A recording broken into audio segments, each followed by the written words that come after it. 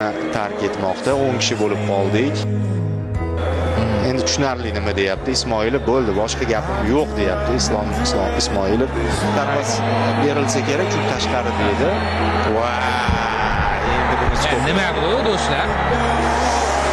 so'nggi umid golli deb baholandi. Hakamga topshirmoqda Ismoilov. Penalti! Shamariz. Zarba!